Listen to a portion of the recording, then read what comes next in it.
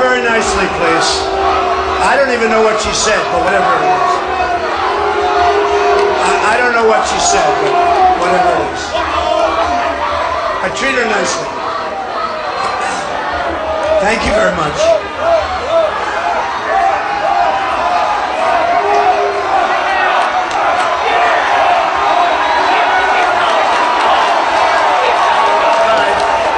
Treat her nicely. Thank you. You know, they have a system now. They'll have 4 people. We were interrupted 4 times one night a couple of weeks ago. And they'll have 4 people, 1 person at a time, and they'll scream something. And then the next day the press will say, you have thousands of people here tonight. And they'll talk about 3 or 4 people. In that case, it's 1. That person had a very weak voice. What a weak voice.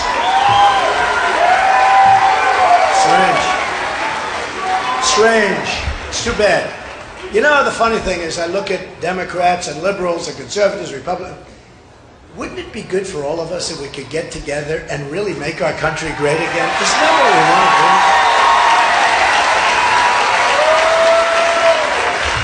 I'll bet you that if I spoke to that young woman, that quickly, I really think I could convince her that we're all in this together, folks. We want to have a strong country, right? We want to have... Pastor, stand up. What a good guy this is. You have been so great to me, and a pastor and a great guy. He has been so great to me. I appreciate it, Pastor. Thank you. Thank you.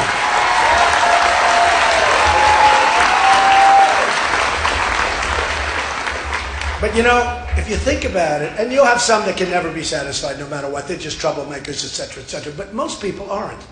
And they believe something, and I have some very smart friends don't agree with me. They agree with the other side. But I really believe that if you're talking about making America great, we have to be strong. We have to be vigilant. And if we're not vigilant...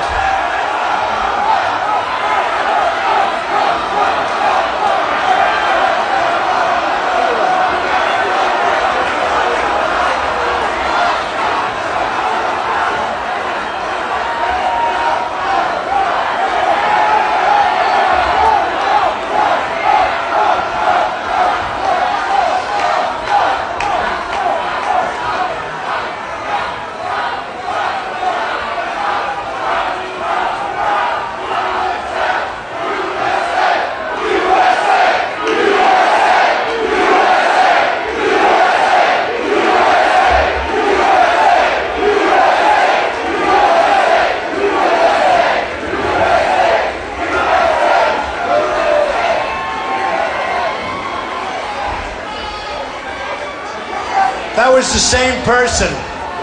I got to tell you, so far the security is not doing a great job in here, I'll tell you that. That was the same person. You can do very nice, but why don't you get her out? Because honestly, it's inappropriate. So security, strengthen yourself up. See, our country has this kind of security. That's the problem here. Get her out. Please, thank you. Treat her very nicely, please, but she should now be taken out. Same person, 1 person. It's 1 person. They let her out, they give her a second chance, and the same thing happens. But you would think that everybody, we're all in the same basket, that everybody, every single person,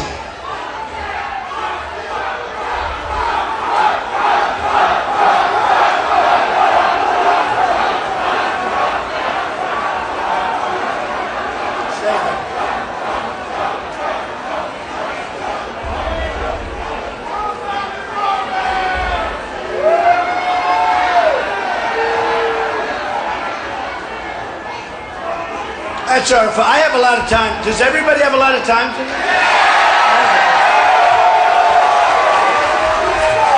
I don't want the person to be hurt, but I will tell you security is very weak. I can't believe these security people. 1 person, and we've wasted 5 minutes. All right, get them out. Thank you.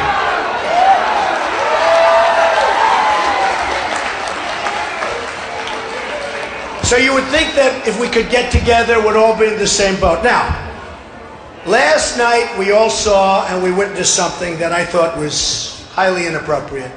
In fact, I tweeted, "Is that all there is about the president's speech?" And I wrote something today that I think is very, very salient, very important, and probably not politically correct, but I don't care.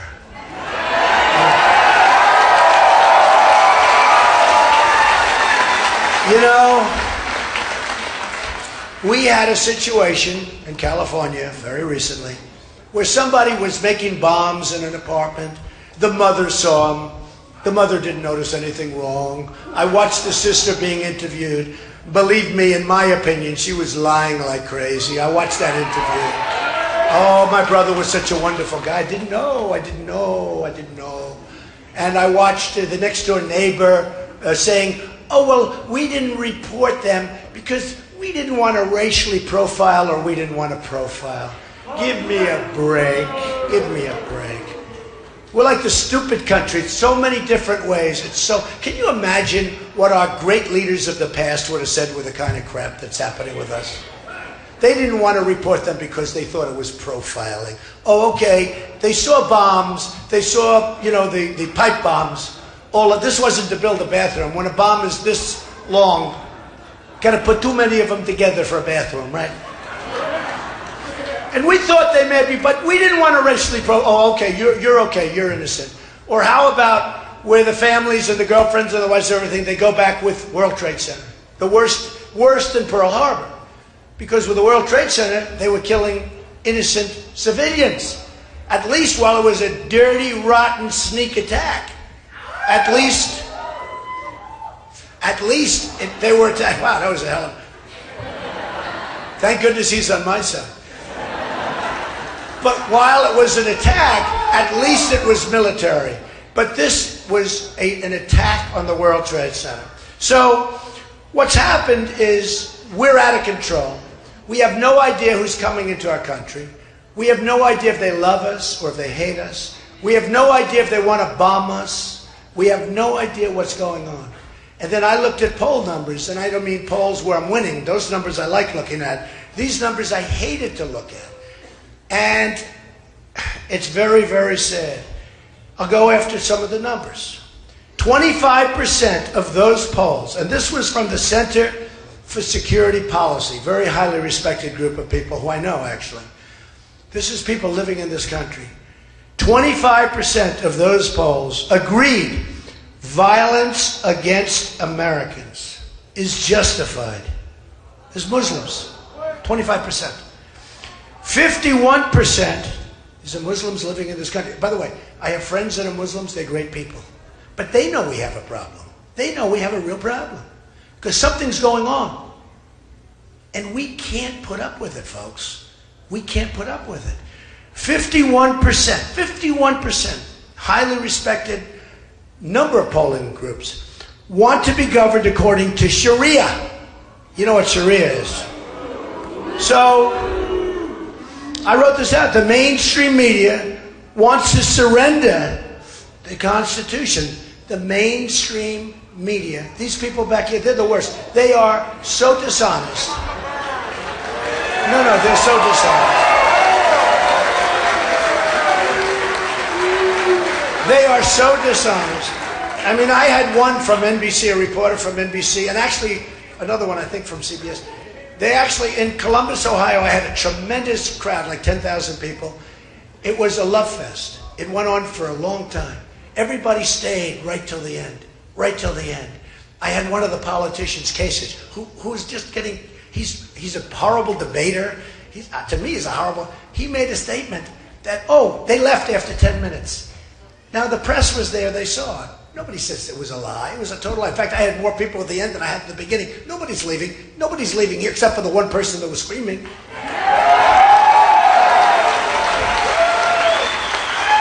So we asked the press to report that it was a total lie, and they don't want to do that because it's not their thing to do. You know, we get the biggest crowds. They don't want to show this crowd tonight. They're not going to show all the people outside trying to get in. They don't do that. They have the cameras right on my face. I say, fan the crowd, just to show them. Look at all the people over here. It's a record in the history of the ship. But they don't show it. They don't show it. No. And I say, fan it. I say fan it, and they never, ever fan it. I say fan the crowd, they never fan it. And yet, I guarantee you, that young woman that just got taken out after interrupting us 3 times, I guarantee the cameras will be on her. I guarantee. It's disgusting. It's disgusting.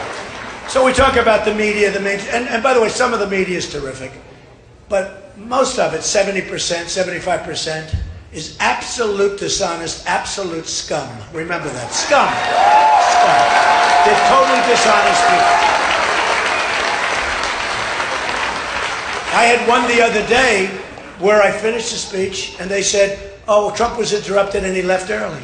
Like, I spoke like for 45, 50 minutes. I then answered questions, and then I went around to, everybody knew it was false. Amazingly, there's a media group that calls the media. And the next day they did the most beautiful story about what a lie it was from NBC. She's back there, little Katie. She's back there. What a lie it was. No, what a lie. Katie Turner. What a lie it was from NBC to have written that was a total lie. And they did a story where I didn't know they had a group like this, where they actually criticized the media. And they said it was a total lie. And I loved it. I loved it. I loved it. And then other people pick it up. It's NBC, so somebody picks it up. Third-rate reporter. Remember that, third-rate. Third-rate.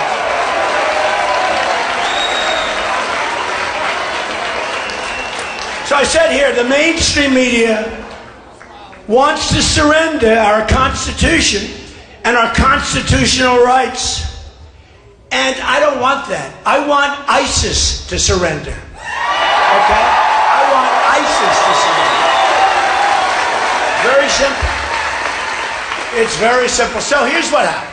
It's been a little bit of a controversial day. It's been a great day because the poll numbers are through the roof. I like that. But I have more, I wish we could call. Is there any way we can call the election tomorrow? Wouldn't you love that? Now they're coming at us in full force. They're not coming at me. They're coming at all of us. They're coming at all of us.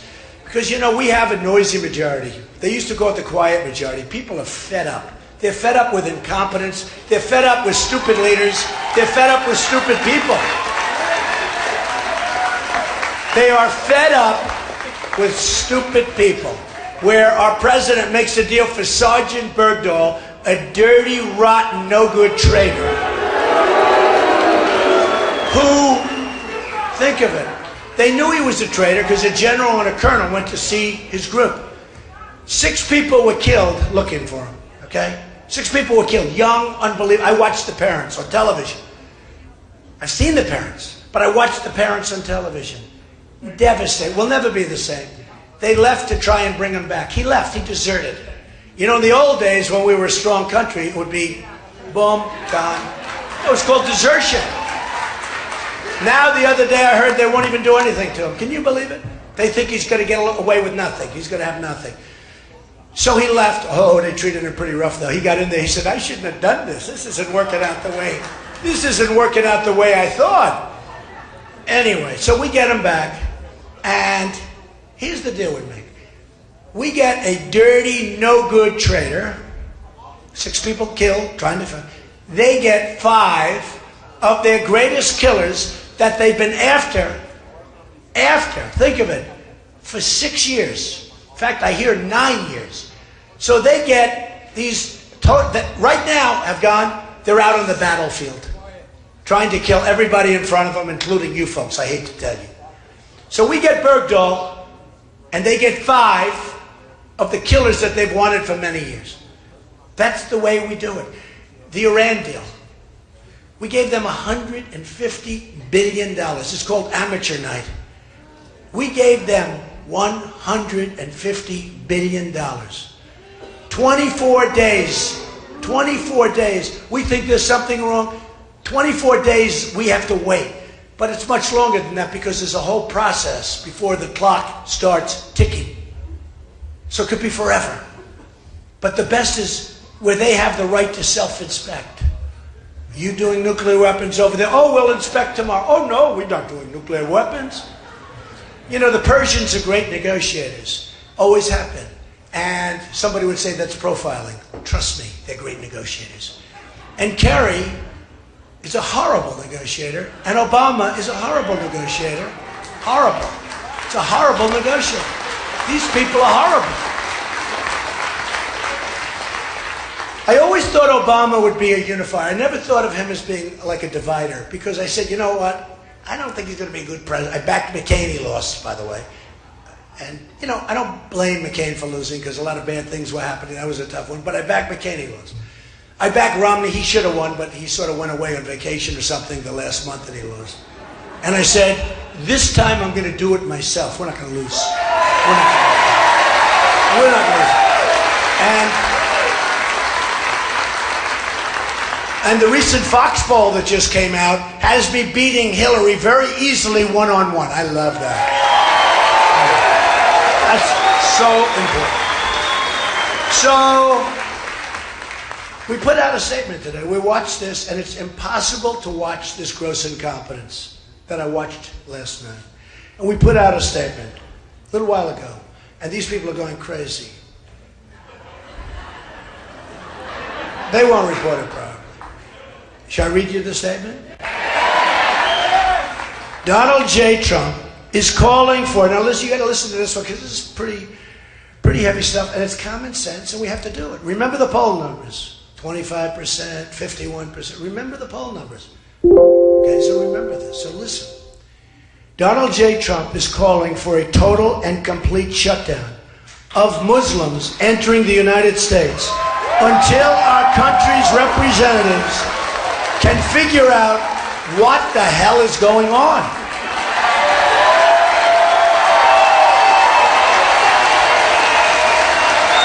We have no choice. We have no choice.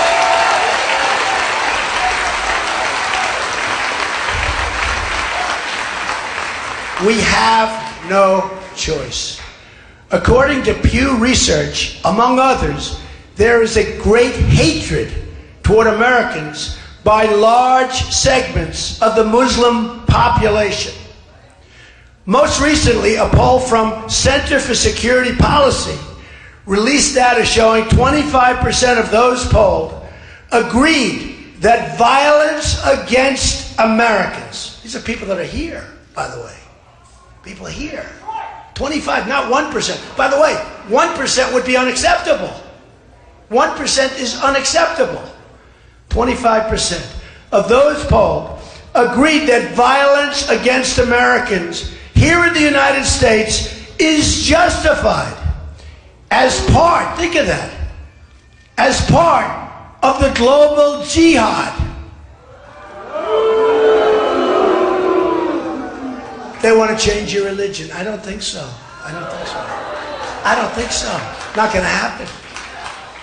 As part of the global jihad, and 51% of those polled agreed that Muslims in America should have the choice of being governed according to Sharia. You know what Sharia is? 51%. Sharia authorizes, and look, this is, I mean, it's terrible. Sharia authorizes such atrocities as murder against non-believers who won't convert, beheadings, and more unthinkable acts that pose great harm to Americans, especially women. I mean, you look, especially women. Tough stuff. And we have a president that won't even mention the term. And you're talking about numbers like this. Mr. Trump stated, without looking at the various polling data, it's obvious to anybody the hatred is beyond comprehension of such a big portion. Where the hatred comes from and why, we will have to determine. We're going to have to figure it out. We have to figure it out. We can't live like this. It's going to get worse and worse. You're going to have more World Trade Centers. It's going to get worse and worse, folks.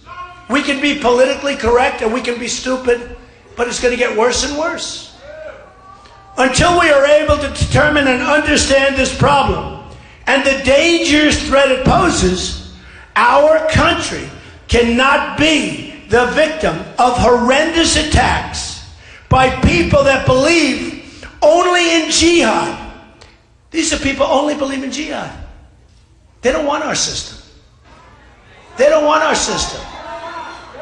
And have no sense of reason or respect for human life. They have no respect for human life.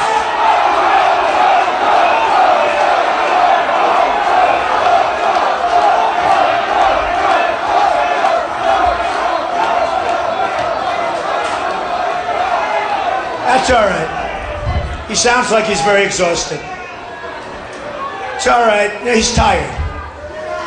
So, they have no respect for human life. So we have to do something. Now, we can be weak, we can be ineffective, we can be foolish. It's all right. That's all right. Sure, he's a nice person. I'm sure he can be reasoned with. Be very gentle. You know, whenever I'm tough, the press says, oh, he was nasty. Whenever I say be very gentle, they say, well, he's not as strong as we thought he was. Can't win. So I try and cut it down the middle. I try and cut it down. Be very nice. So, prior to Paris, which was a disaster, which, by the way, if some of the people in those places where it was slaughter, absolute slaughter, had guns, you wouldn't have had the carnage that you had in Paris. You wouldn't have had that carnage. If they had guns, you wouldn't have had that carnage. So important, the Second Amendment, we have to preserve it and cherish it, and we can't let these weak leaders diminish it. If they had guns in Paris, if 5 people in that room, Paris and France has probably the toughest gun laws anywhere in the world. And it was like target practice. Come over here, boom. Come over here, boom. People are sitting by the hundreds, and many others are going to be dying. They're sitting in a hospital, in many cases, waiting to die. Now, same thing a few days ago in California. No guns. We didn't have guns. The bad guys had the guns. And these young people, and I tell the press, you got to stop calling them masterminds. These are dirty, rotten scum. These aren't masterminds. Remember the guy in Paris with the big dirty hat? Remember the guy in Paris? The mastermind. I was watching all the network. I won't mention who, but some of them disgusted me. The mastermind is on the loose. The master. And we have kids that are watching the internet, and they want to be masterminds. And then you wonder, why do we lose all these kids? They go over there. They're young. They're impressionable. They go over. They want to join ISIS. And we have our anchors. I think I got them mostly stopped. Did you notice that? I don't hear it too much. But they say, the young mastermind. Oh, he's brilliant. Young man, he's brilliant. I don't even think he's got a high IQ. I call him, in Paris, I called him the guy with the dirty, filthy hat. Okay? Not a smart guy, a dummy. Puts people in there, a mastermind. Bing, bing, bing. They start shooting everybody. You got to be a mastermind. So the press has to be responsible. They're not being responsible because we're losing a lot of people because of the internet. And we have to do something. We have to go see Bill Gates and a lot of different people that really understand what's happening. We have to talk to them, maybe in certain areas, closing that internet up in some way. Somebody will say, oh, freedom of speech, freedom of speech. These are foolish people. We have a lot of foolish people. We have a lot of foolish people. We've got to maybe do something with the internet because they are recruiting by the thousands. They're leaving our country. And then when they come back, we take them back. Oh, come on back. Where were you? I was fighting for ISIS. Oh, come on back. Go home. Enjoy yourself. When they leave our country and they go to fight for ISIS or any of the other groups, they never come back. They never can come back. They never can come back. They can never, ever, ever, ever come back. It's over. How about that? And now they become radicalized. They're totally radicalized. And how about the woman? She was in Pakistan, then Saudi Arabia. She comes in on an engagement deal. And she radicalized the guy. Probably a guy couldn't get women. I don't know what the hell his problem was. It's probably the first woman he's ever had. I don't know what was going on. But he became radicalized quickly. You notice how easy it is? He becomes radicalized. and then they go on a spree. Folks, those days are over. Those days are over. We have to be tough. We have to be smart. We have to be vigilant. Yes, we have to look at mosques, and we have to respect mosques. But yes, we have to look at mosques. We have no choice. We have to see what's happening. Because something is happening in there. Man, there's anger. There's anger. And we have to know about it. We can't be these people that are sitting back like in the World Trade Center, like so many different things. We can't be people that knew what was going on 2 weeks ago in California. Probably for months they knew what was going on, and they didn't want to tell anybody. We can't be that. We have to be strong. When we see violations, you have to report those violations, and quickly. You don't worry about profiling. I promise I will defend you from profiling. I promise.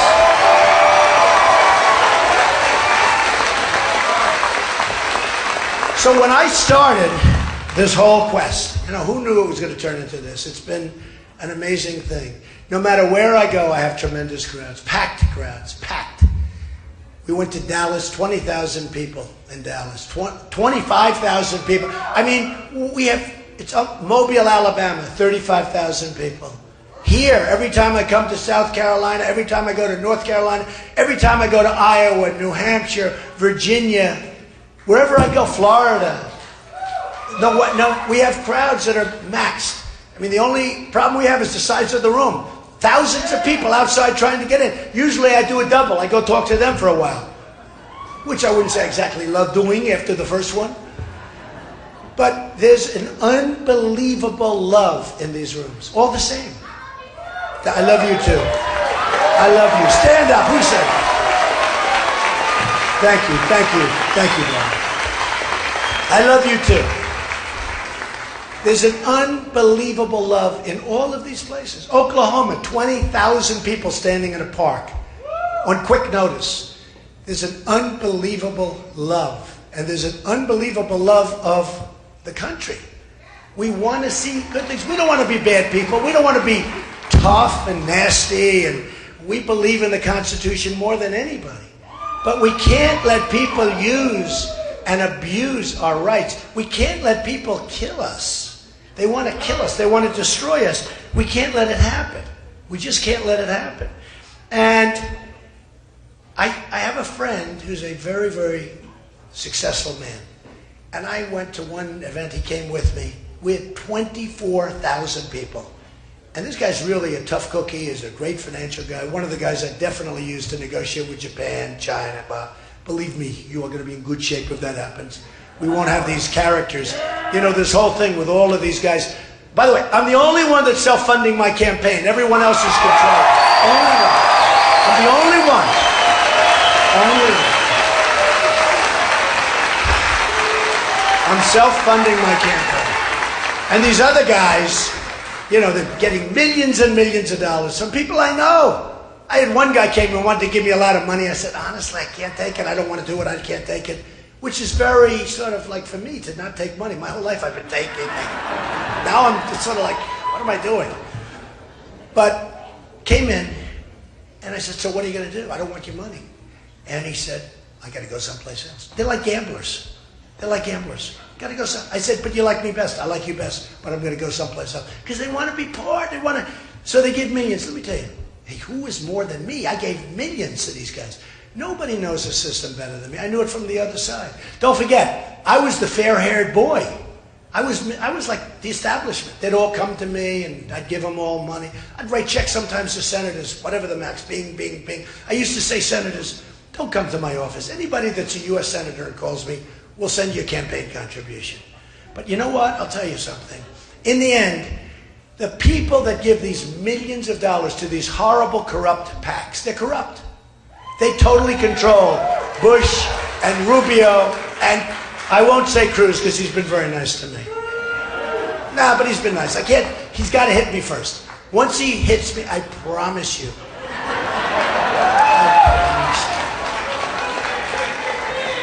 No, I've been nice to Christie, but he really hit me today. Chris Christie. I mean, I don't know. He's a friend of mine. But he's not doing well in the polls, and he really, really hit me today. He hated this. And yet he said anybody could come. You got to look at some of his statements from the past. But he really hit me on the whole thing with we have to stop the Muslims until we find out what's going on. Does that make sense, by the way? Until we find out.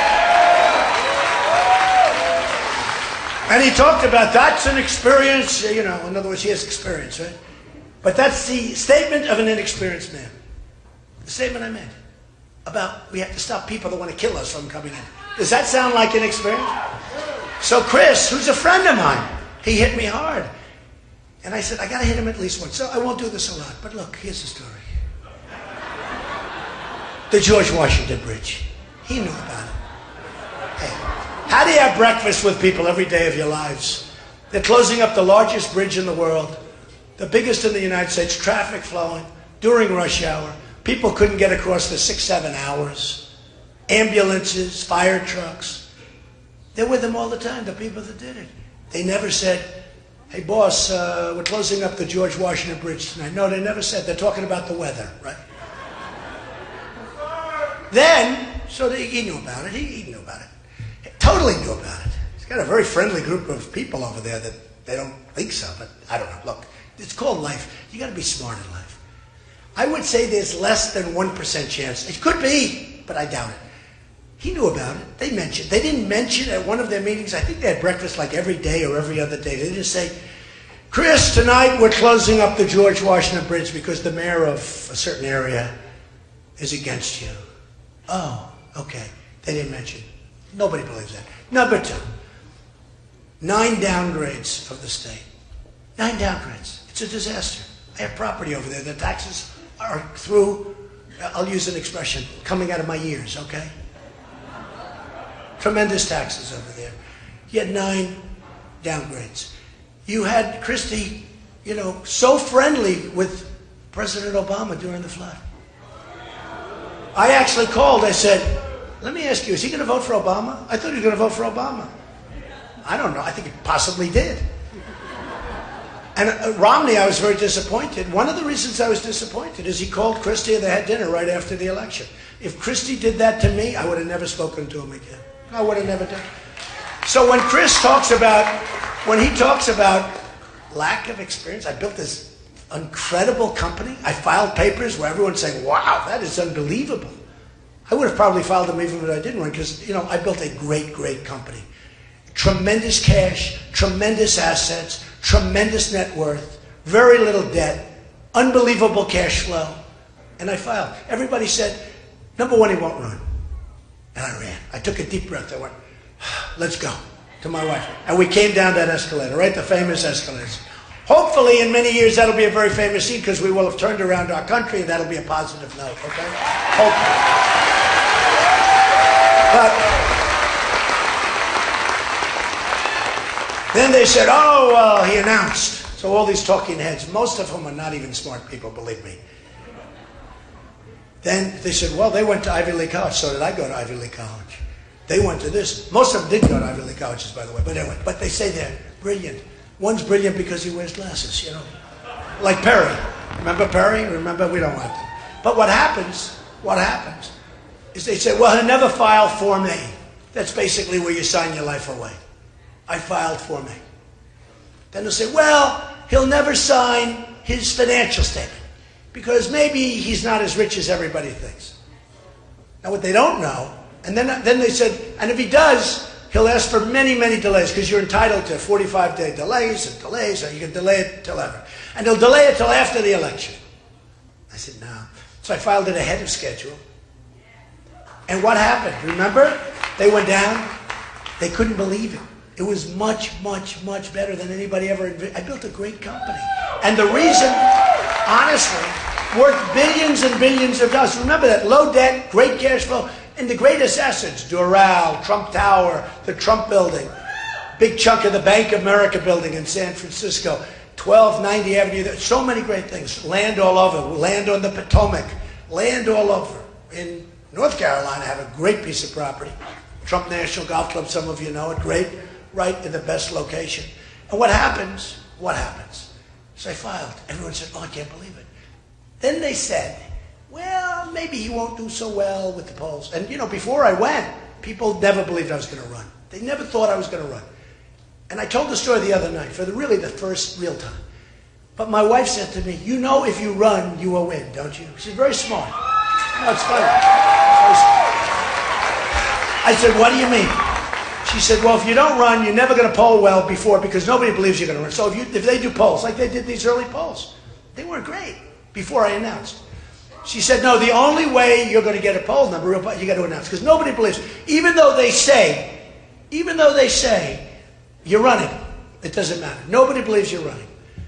So I said, all right, well, I'm getting these lousy early numbers. I'm saying, I don't know. I don't want to run and then find out it doesn't work. I don't want to be embarrassed like Lindsey Graham and all these guys who have nothing. It's true. So I said, all right, let's take it. So we go down on the escalator. You know what I did? You remember? I took a deep breath.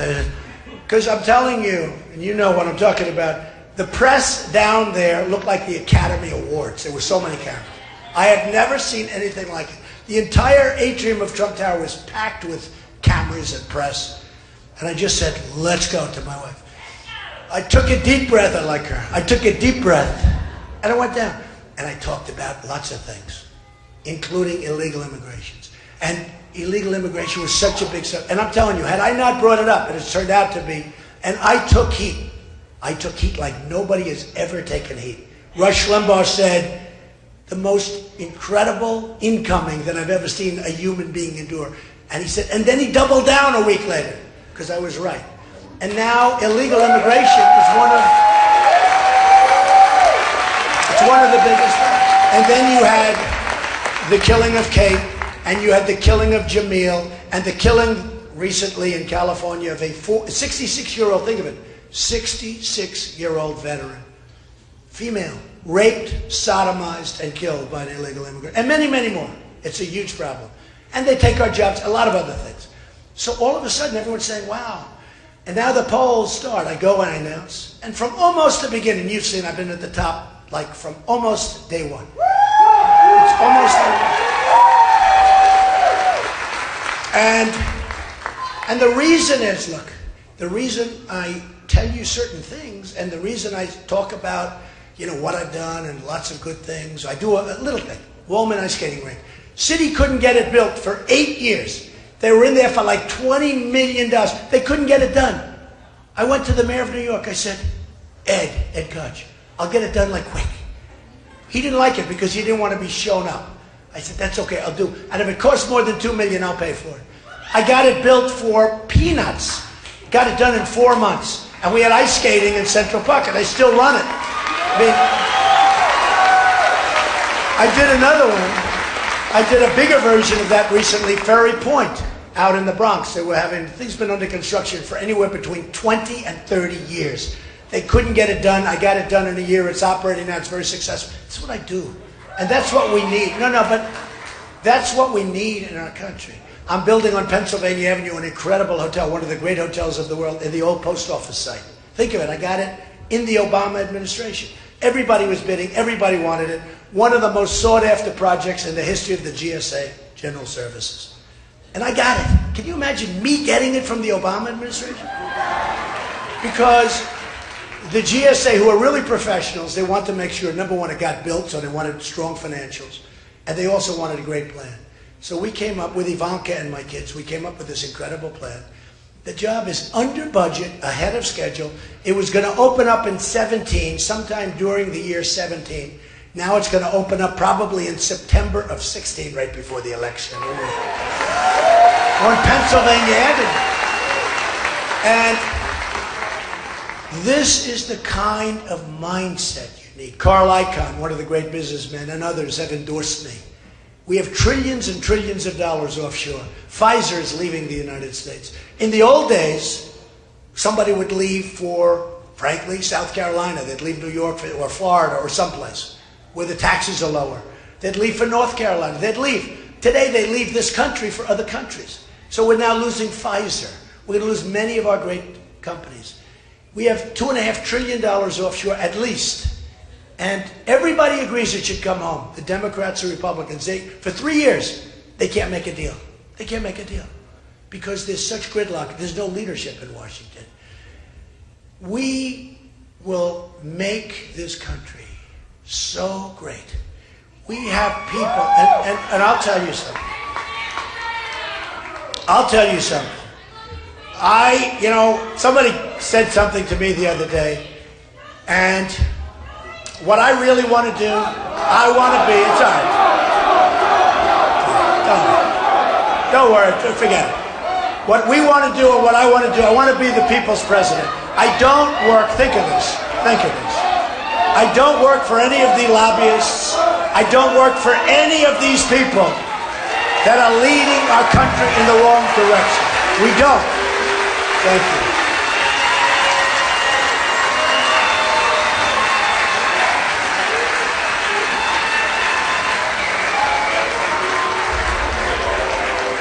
The best thing that I've seen in going around, and the thing that I've seen more than anything else, is how smart the people are. They don't believe those people in the back that write with fork. I'm telling you, they don't believe them. The people are really smart. What's given me more inspiration than any other single thing are the people that I've met, the incredible people of this country. We're going to make America great again, and you know what? We're going to make it greater than ever before. And I love you all, and thank you very much. Thank you very much, South Carolina. Great. Thank you. We love you. Thank you.